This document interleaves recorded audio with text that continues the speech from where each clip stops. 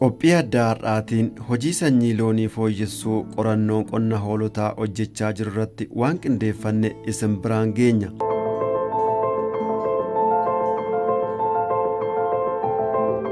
Biyyi keenya horii gaafaatiin Afrikaa irraa tokkoffaa irratti akka argamtu himama. Ta'us garuu bu'aan baay'ina kanarraa argamu lakkoofsa kanaan kan wal madaalu miti. Kana fooyyessuuf qorannoo taasifamaa jiruun sanyii loon aannanii fooyya'an irraa bu'aa gaarii akka argachaa jiran dubbatu qonnaan bultoonni.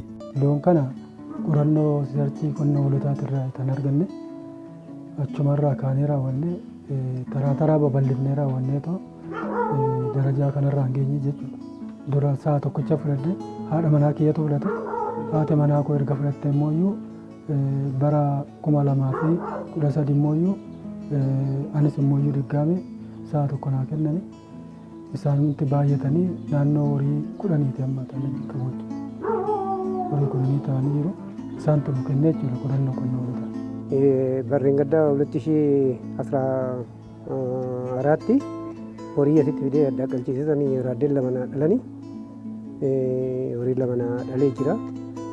Aannan gaarii nu kenna ijoollee keenyatti barsiifachaa jirra. Waan gaariirra jirra waan kanarra jirra. Ittiin guddachaa ittiin deematuma ittiin camaramaatuma guddachaa faayidaan guddaa ture. Irbaataan kun ergaatti dhaabbatee irbaataa mirmiriidha irbaataa jedhamee dhaabbate dura. Mirmiriin immoo erga qaxxalee namoonni baay'een naannoon kun naannoo ganda torbaatii akkabaabiidhaan itti fayyadame. Namoonni gurguddaan keessa illee itti qaxaramanii faayidaa guddaarra ga'anii ittiin horanii gara immoo xurataatti illee ba'an jiru.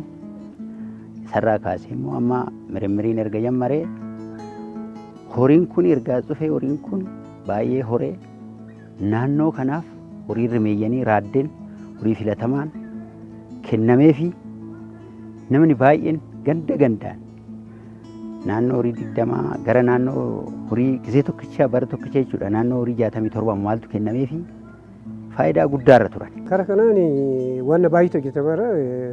Manni mirmirii warri qonnaa hoolonni kuni doktoroonni achi dhufanii naannoo kana gabareen naannoon kun gabaree afurii ganda afurii sana jechaadha.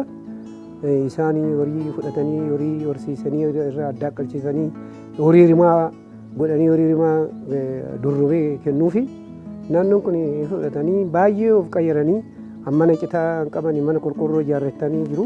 Aannan gurguratanii lawuxii baay'ee fide bakka baay'ee fide naannoon kun hundi horii fudhatanii gandi fudhanne hin jiru. Ammas immoo gara fuulduraa immoo itti qophaa'aa jiru. Jabbiloonni baay'ee dhalatee jira. Amma horii baay'ee dhalee jira horiin akkasumas amma asitti argitan kana amma horiin amma dhalanii jabbiloonni amma argaa jirtan kun horiin kun gabareedhaaf kennamu. Gabareedhaaf qophaa'aa jira. Gabareedhaaf qopheechaa jiru.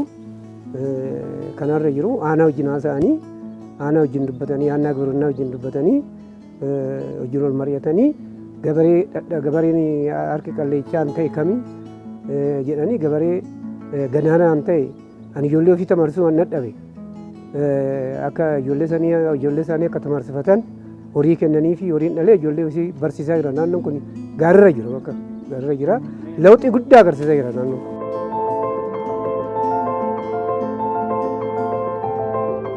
Horii sanyii fooyya'oo horsiisaa jiranirraa faayidaa guddaa akka irraa argachaa jiran dubbatu qonnaan bultoonni kunneen.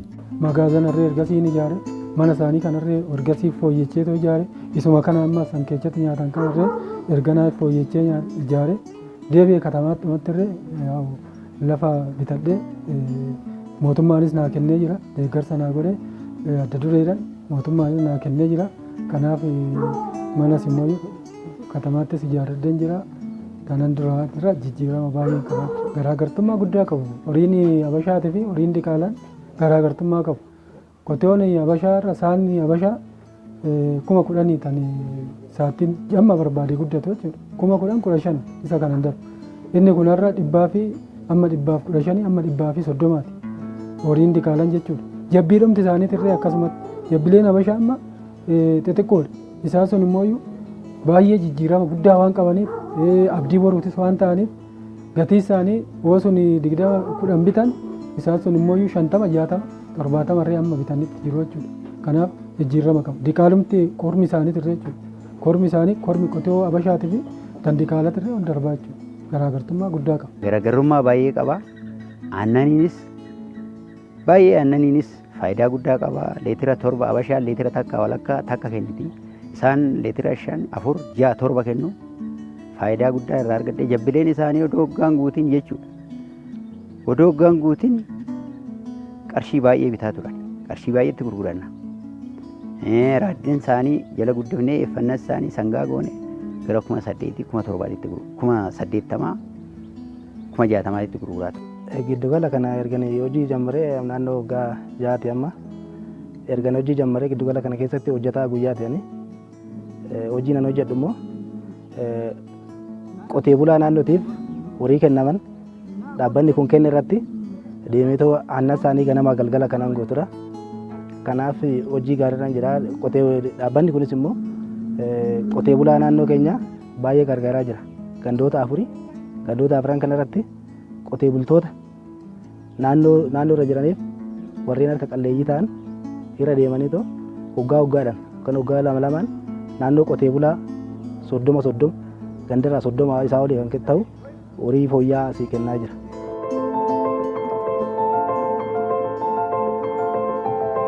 Aanaalee sanyii loonii fooyya'oon itti horsiifaman biroo ilaalle keessaa aanaan Baarrak isa birooti. Aanaa kanatti qonnaan bulaan horii sanyii fooyya'oo horsiisaa jiran dubbifneerra. Horii kana liqiidhaan argadhe dura yeroo sanumaan qabu ture. Birrii 1,000 qirma kifiyyaa kaffaleetan argadhe. Hoosan har'a horiin 200,000 akkababii baastu. Hoosan birrii 4,000 fi 82 na bira geeche. Isumatu horii amma kana ga'e jechuudha. Yoo sanaanis kanan jiraadhu mana citaa keessa. Mana citaa bahee qorqorroo ijaarradhee ijoollee barsiisee yuunivarsiitii amma gaanga'ee gara biraattis lafa bitee lafa san irratti immoo hoteela hojjechaa jirra. Xiqqoo itti jajammarreeyyuu aannan itittuu midhaan itti gurgurra. Bakka kana ga'ee amma ofii kiyyaa mana dhoqqee keessa hoon jiraadhu isaaniif bolokkeettiidhaan ijaare. Anuma mul'atu kana maaliif ulataa waan narraa qabaniif amma ani jabbiloota wajjin horii 30 irra ga'ee jira. Tokkorraa ka'ee kanan keessaa gurguree hedduutu jira.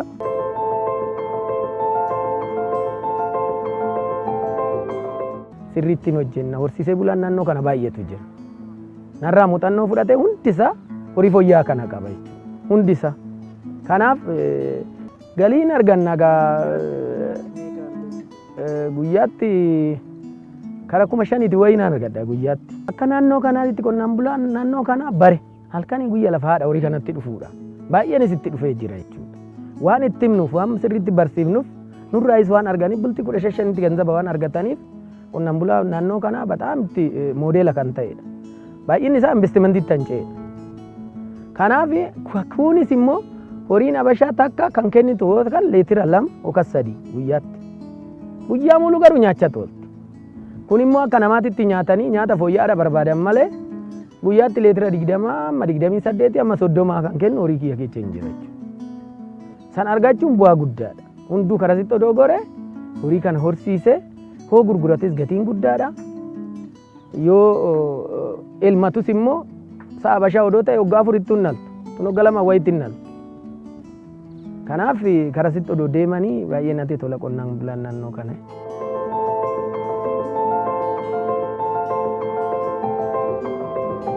Obbo Fiqaaduu Girmaa waajjira qonnaa aanaa Baarrakitti dursaa garee misoomaa fi fooyya'insa sanyii beelladaati. Fakkeenyummaa qonnaan bulaa kanaa akkanaan dubbatu. Obbo Darajeen akka aanaa keenyatti aanaa Baarrak gandoota aanaa Baarrak keessa akka ganda Giraar Baarrakitti qotee bulaa adda duree keessayyuu horsiisa horii aannaniitiin nama moodeela yookaan adda duree ta'anii hojii horsiisaa irratti bobba'anii kan argamanii fi akka aanattis qonnaan bulaa adda duree ta'anii hojii kan bal'ina keessayyuu hawaasa naannoo sanaatiifis haa ta'u qonnaan bulaa naannootiifis ofii isaaniifis jiruu isaanii gadaanarraa ka'anii hanga jiru fooyyatti nama socho'anii fi hawaasaaf illee muuxannoo ta'uudhaan namoota baay'ee gara hojii kanaatti fiduudhaan jiruun hawaasa toora kanaallee akka fooyya'u nama taasisanidha jechuudha.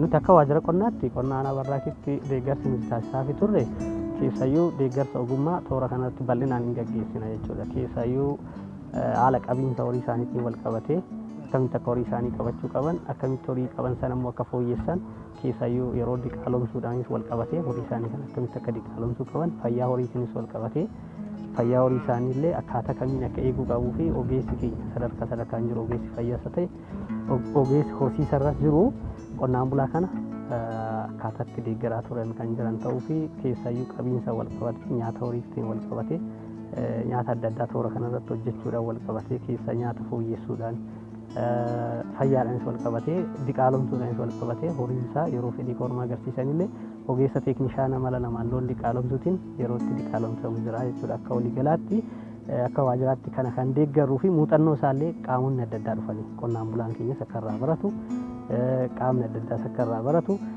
yeroo adda addaatti taasisaa turre namni kunis muuxannoo qabu fedhiidhaan qonnaan bulaawwan adda addaatiif dabarsaa kan turan ta'uu isaaniiti jechuudha.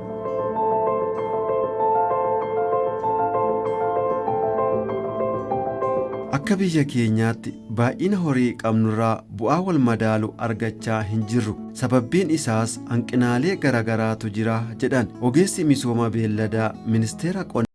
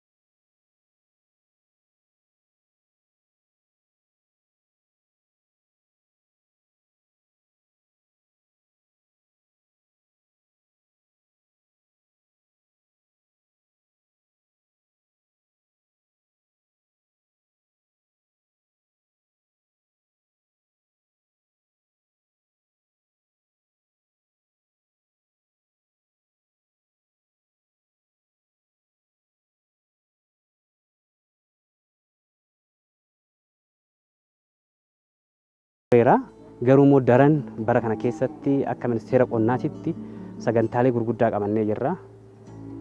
Sagantaalee gurguddaa qabanne kana mootu yeroo ammaa kana Dairy Village kan jedhamu sadarkaa biyyaatitti naannoo Haayilaand ta'e irratti adda baasnee itti deemaa jirra. San keessaa godinni isaanii isa tokkodha. Godina keessaa immoo Aanaan Barrak isa tokkodha. Aanaa Barrak san keessaa gandi isaanii kun immoo isa tokkodha. Yoo itti deemne gaafa fudhannu tokkoffaa irrattis immoo namni argamu obbo Darajjee Daadhii kana jechuudha. Kanaaf namoota akkasii kana kallattii ittiin jajjabeessinu gabaa walitti hidhuumsan inni lammataa immoo fooyya'insa loowwanii kana daran akka isaan cimsanii akka babal'ifatan itti aansee immoo hunda caalaa mootu fayyaa eegumsa fayyaa irratti wal qabatee nyaata dhiyeessuudhaan wal qabatee kallattii isaan ittiin fooyyeffatanii itti deeman qindoominaan kan hojjetamu ta'a. Kana bira darbee obbo Darajjeen kaa qaamota isteekhooldaroota biroo wajjin walitti dhufiinsan muuxannoo isaa kana loowwan isaa kana gara dhibbaatti ol guddisuudhaaf kan deematanii jiru jechuudha. Isa kanaaf muuxannoo Keeniyaa deemee isteekhooldaroota garaagaraa wajjin deemee muuxannoo kana fudhatee diizaayiniin garaagaraa bocamaafii kan jirudha. Egaa daran loon kana fooyyessuudhaan hawaasicha naannootiif illee akka fakkeenyatti muuxannoo nama dabarsanidha jenneetiin kan yaadnudha.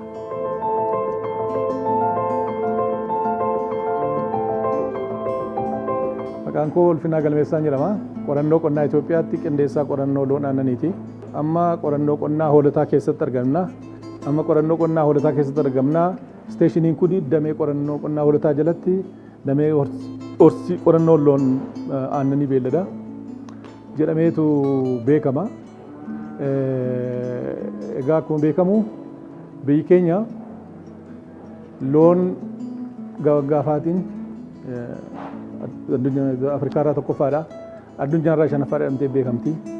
Haa ta'u malee aannan piroodaaktiviitii oomishni aannanii immoo baay'ee gadi bu'aadha. Kanaaf waggaa dheeraa dura diqaalomsuun kun calqabame jechuudha. Biyya alaatii horiin aannanii galanii diqaalomsuun kan calqabame asuma hoolota kana irrattidha. Yeroo ammaa kana immoo new initiative jennee kan calqabne kuni isaan kun amma Booranaadha, loon sanyii Booranaati. Lakkoofsaan 200 ta'u isa piroojeektii barreessinee qonnatti dhiyeessine.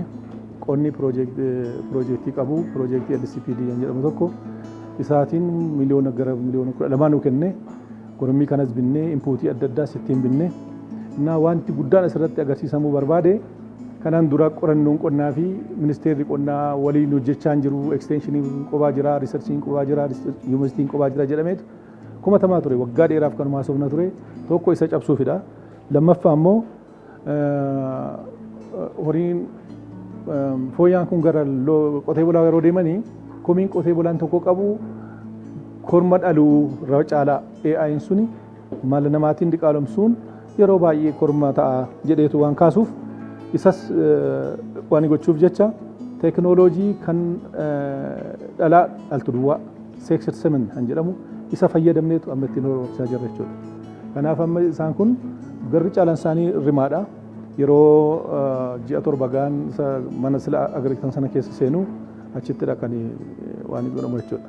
Manaajimentii addaa godhamee fi achumaan dhaluu amma gara naannoo 25-26 dhalanii jiru. Kana keessaa kormiin 2 duwwaadha. Almost 25 isaanii dhalaadha jechuudha. Kanaas we are successful. Egaa jabbileen kun piroojeektichi qotee bulaatiin ga'uudha. Kanaaf jabboonni sun guddattee naannoo waggaa 2 yookiin waggaa 6 booda yeroo isheen geessu qotee bulaaf irra jechuudha. Qotee bulaa naannoo dura hiruu calqabna. Akka Itoophiyaattis taanaan iddoo biraattis waan calqabnee jirruuf walqixxee irratti, sooddoo irratti, shaaginii irratti isaanis haaluma kanaan hojjechaa jiru. Dura naannoodhuma keenyaaf kennina garuu haa ta'u malee kaayyoon isaa qotee bulaatiin ga'uudha. Gaaffii sanyii fooyya'aa baay'een irra jira waan ta'eef isa kana immoo teekinooloojii kana fayyadamnee malee guutuu waan hin dandeenyeefidha. Giddu galeessi otoo itti hojjennee gaadha. Amma dur yeroo qorannoon qonnaa calqabame bara 1958 kaasee jechuudha. Meen isteeshiniin isaa asuma hoolota ture. An akka Baakoo, an akka Daamee Tulluu, an akka Malkaa Waraar, kan akka Ndaasaa kuni isaanuma hoolota kana jala ta'ee hojjechaa ture.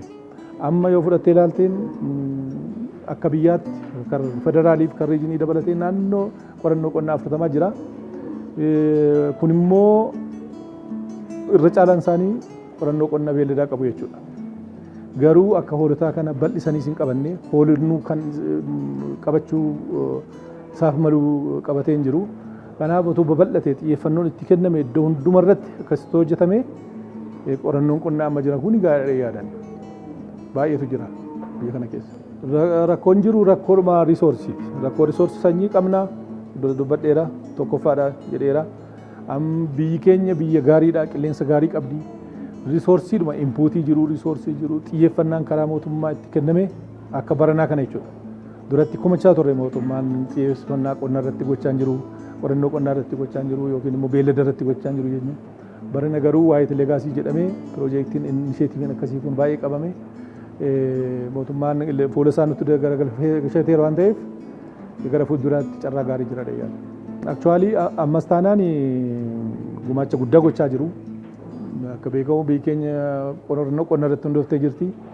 Qonni tiraaktarii maashiniidhaan hojjennu persentii 10 caalaan ta'u irra caalaa sangaatiin jechuudha. Kan qonnu, kan baraayesinu, kan gurru, waan goonu. Garuu isa caalaa immoo otoo sanyii fooyya'aa kana babal'isne aannan kun bal'ate piroosesiin gidduu adda addaatti uumne baay'ee fayyadamaa ta'a biyyi keenya jedha.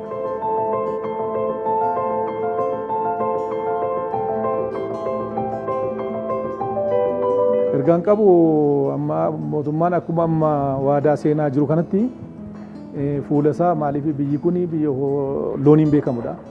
Baay'een isaa immoo gammoojjii keessa jiru loon kun gammoojjiin immoo loon irratti hundaa'etu kan jireenya isaa gaggeessu. Kanaaf xiyyeeffannoo addaatiin akkuma calqabametti yoo riisarsiin itti kenname biyya qotee bulaan biyya keenyaas jireenya isaan fooyya'aa. Uummanni biyya keenyaas immoo kan barbaachisu niwutirishinaalii ijoolleen amma guddattu aannan dhuguu qabdi, hanqaaquu argachuu qabdi. Sun immoo meental development irratti hiika guddaa qaba.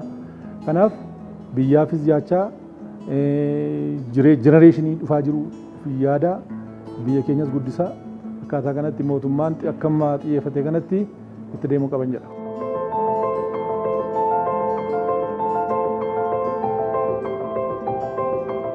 Horii sanyii fooyya'oo horsiisuun bu'aa gaarii haa argannuun dhaamsa qophii keenyaati.